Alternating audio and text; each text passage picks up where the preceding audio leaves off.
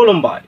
बर'फोरनि गेजेरावनो बर' हारिनिनो सुबुं कन्सपिरेटर बिटिआर सुक्तिनि जि 3.1 दफायाव जा गामि सोसननाय आरो गामि दानख'नाय बेबस्था दं, बेखौ लानानै सानैसो बर' सुबुंफोरानो कन्सपिरेसि खालामबाय दं होननानै दुलाराय बर' फरायसा आफादनि आफादगिरि दिपेन बर' बिथाङा बड'फा हाउसआव दिनै प्रेस कनफारेन्सनि गेजेरजों फोरमायदों। क'क्राझार लकसभा समिस्थियाव बर'फोरा खननै जेनबाय। हिरा सरनियाया नबकुमार सरनिया खननै एमपि जाबाय। मोनसे समाव बिटिसिआव बर' अबर' राजखान्थिया बर'फोरनि थासारिखौ जोबोर गाज्रि खालामनानै होबाय। मोनसे समाव सनितपुर बिश्वनाथआ बिएसिआव फरेस्ट एरिया होननानै थिसनजायाखैमोन। रेभिनिउ भिलेज गैया होननानै बिटिसिआवबो थामहिनबा बिटिएडि जा सुक्ति जादोंमोन बेवहायबो थिसनजायाखैसै। आरो दिनैनि तारिखआव जा कन्सपिरेसि खालामबाय थानाय बिथाङा दिनै बुंदों, बे थारैनो जुदि देरहासार जायोबा बिश्वनाथ, लखिमपुर, सनितपुर बै डिस्ट्रिक्टफोराव थानाय माखासे बिटिआरआव हाबनो गोनां बा जि बाउन्डारि एक्सटेनसन खालामनो गोनां बेवहाय हाबफानाय नङा होननानै आं सानो। बिथांनि प्रेस कनफारेन्सखौ नायनानै आं दुखु मोनदों जे जोंनि बर'फोरनि गेजेराव बेबायदि अरायबो मानो सोमजियो। जों बर'फोरा गोदोनिफ्रायनो माखासे थुख्रायाव गावबोखाबाय। बेबायदि गावबोनाय जों हुदा दंखायो। गोबाव सम जोरनोनो हाखाया, थाब थाबनो जों गावस्रायो। आरो दिनै बे बाउन्डारिखौ लानानै बाउन्डारि कमिसना मालाय गावनि खामानिखौ जोबोर मोजाङै मावलांगासिनो दं। नाथाय सानैसो सुबुंफोरा बेवहाय कन्सपिरेसि खालामनो स्टार्ट खालामदों, फाव फान्दायनो स्टार्ट खालामदों जेन बै बाउन्डारिखौ एक्सटेनसन खालामनो हाया आरो बिटिएडिनि खोला ओनसोलाव थानाय हाबजाथाव बर' गामिफोरा जेन हाबनो हाया आरो ओंखारबोनो गोनां जि नन ट्राइबेल गामि बेफोरजों जेन गुलाय गुजाय जायो। बेबायदि माखासे कन्सपिरेसि सोलिबाय थादों। बिथाङा खौरांगिरिफोरनि मेलनि गेजेरजों बे बाथ्राखौ फोरमायदों जि बिथाङा 3.1 नं दफायाव थानाय जि सेथि साब क्लज, नैथि साब क्लजनि बाथ्राखौ जोबोर रोखायै फोरमायना होदों। दिनै 3.1 नं दफायाव मा बाथ्रा लिरनाय दं नोंथांमोना गासैबो मिथिखागौ। थेवब्लाबो आं नोंथांमोननो बुंनि, जायफोर सुबुंफोरा बिटिएडिआव गैया बा दानि बिटिआरआव गैया, जायफोर बाउन्डारियाव दं, आउट अफ बिटिआरआवनो नाथाय बाउन्डारियाव दं, बिथांमोना जुदि ट्राइबेल सुबुंनि पपुलेसना बारा जायोबा बिथांमोना बिटिआरआव हाबनो थाखाय क्लेम पेटिसन होनो हायो। आरो बिटिएडिनि सिङाव जायफोर गामियाव बा जायफोर ओनसोलाव बाउन्डारि एरियानि जायफोर गामियाव नन ट्राइबेल सुबुंनि मेजरिटिया बांसिन, नाथाय बिथांमोना थानाय एरिया मा जानांगोन? नन सिक्स शिड्युल एरिया जानांगोन। नन सिक्स शिड्युल एरिया जेराव नन ट्राइबेल सुबुंफोरनि पपुलेसना मेजरिटि, बिथांमोना बिटिएडिनि बायजोआव ओंखारनायनि थाखाय क्लेम पेटिसन होनो हायो। स' बेखिनि बाथ्राखौथ' गासैबो नोंथांमोना क्लियारैनो मिथिखागोन। नाथाय बिथाङा प्रेस कनफारेन्सनि गेजेरजों जा बाथ्रा फोरमायदों बेथ' जोबोद दुखुनांथाव। जोंनि गेजेराव गाज्रि बिभिसन ओंखारदों।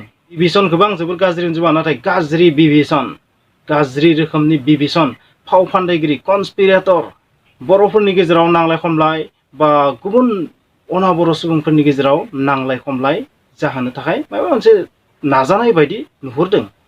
भुवा मेप ओंखारदोंनो बेवहाय, भुवा माने नंखाय मेप। खायसे सुबुंफोरा बारग' एबसु होनना गावखौनो बुंना लानानै मा खालामदो, बिटिएडिनि सिङाव थानाय ट्राइबेल गामिफोरनि सुबुंफोरनि गेजेराव थानानै बुंहैदो मा, नोंसोरनि गामिखौ बिटिएडिनिफ्राय दानख'नाय जासिगोन बायदिसिना मिटिं खालामनानै आफाद दानानै बेबायदि माने फोसावथिंबाय थादो होननानै बिथाङा बुंनो नाजादों।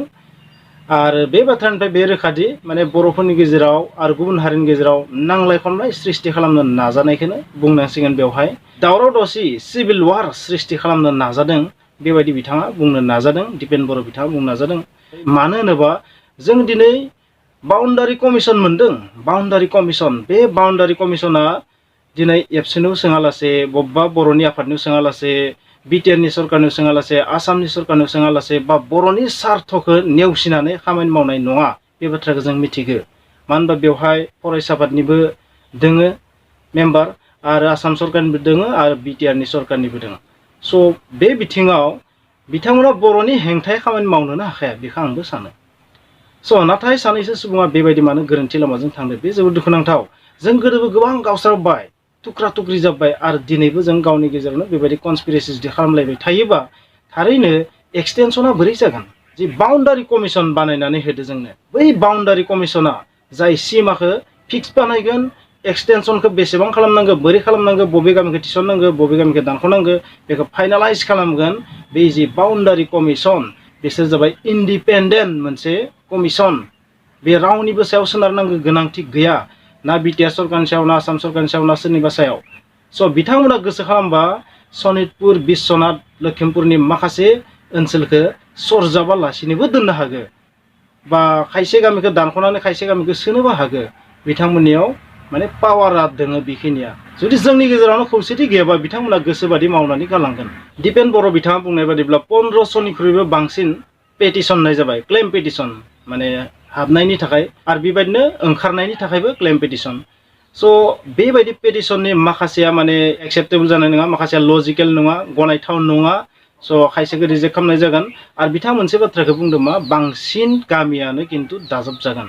नोंथांमोना बिथांनि बुंनायखौ पलिटिकेल सानना लायो मायबा माने समाज सेबक हिसाबै सानना लायो आफादनि राव हिसाबै सानना लायो जा सानो सानना ला नाथाय बिथाङा जाय बाथ्राखौ बुंनो थांदों बे खिन्थु जोंनि बर' हारिनि थाखाय जोबोद साननो गोनां बिसय दिनै फरायसा आफादा बेबायदि फैनानै प्रेस कनफारेन्स खालामनानै मोननैसो बाथ्रा क्लियार खालामनानै फैदो बिथांमोना बिबानावबो दंखायो नङा होमबा नाथाय जोंनि जि माखासे आफादफोर दं बिथांमोनाबो जेन माबा मोनसे स्टेप लायो नङाबा जोंनि हारिनि गेजेरावनो जुदि गुलाय गुजाय जायोबा जोंनि बाउन्डारि बे एक्सटेनसन जायाबो जानो हागौ गामि थिसननाय दानख'नाय खामानिया जोबोर बेले बेजे सृष्टि जानो हागौ गोसोआव लाखि गासै रायजो राजानिसिम आं मोनसे बाथ्रा बुंनो गोसोआव लाखि मेजरिटि जुदि जोङो गैयाबा ट्राइबेल सुबुंफोरनि मेजरिटिया जुदि खम जानानै थायोबा बा जोबोर खम जानानै जुदि थायोबा मोनसे समाव जोङो ओरैनो गादब जागोन जों माखौ लानानै एसेबां खेला गेलेदों मानि कनस्पिरेसि जानो हागौ बे कनस्पिरेसिया नन ट्राइबेल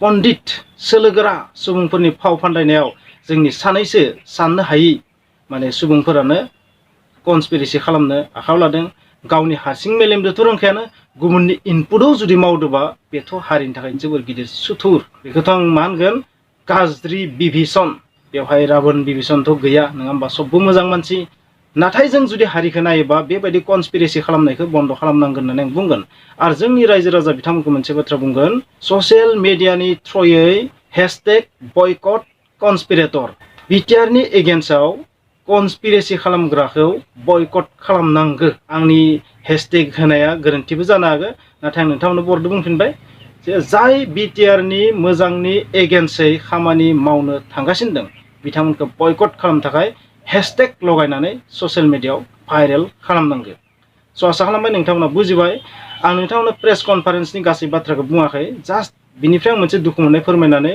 मोनसे इमसनेल लेक्सारसो नोंथांमोननि सिगाङाव आं होदो दिनैनि तारिखाव जोङो सोरदोबा फाव फान्दाय जाबाय थानो सोरदोबा गादब जाबाय थानो बेनि सम गैलिया जों बुजिनांसिगोन बेफोरखो जोंनि गेजेराव बेबायदि सोरबा जुदि जोंनि गेजेरनिफ्रायनो जुदि सासे माने नन स्टेट एक्टर्स जुदि जोनोम जायोबा कनस्पिरेटर जुदि जोनोम जायोबा जों बिखौ जेरै हायो कन्ट्रल खालामखानांगोन बे जोंनि रायजो राजानि डिउटि बाउन्डारि कमिसना जोंनि बाउन्डारिखौ बारायनो थांगासिनो दं बेवहाय आसाम सरकाराबो इन्टारेस्टेड देखायदो भारत सरकाराबो इन्टारेस्टेड दिन्थिदो स' बेबायदियाव जों जुदि गावनो गाव जुदि बेबायदि खालामलायोबा गुबुननि नारसिननायाव गुबुननि रां जानानै जों जुदि बेबायदि जुदि कनस्पिरेसि खालामनो स्टार्ट खालामबा जोंनि समान जाम्बार सोर दं नोंथांमोना जारिमिनखौ नाय नोंथांमोना माखासे जारिमिनफोरखौ नाय नोंथांमोना इंराजफोरनि जारिमिनखौ नाय भारतखौ बोरै लादोंमोन बिथांमोना माबायदि खौसेथियाव थानाय स्टेटफोरखौ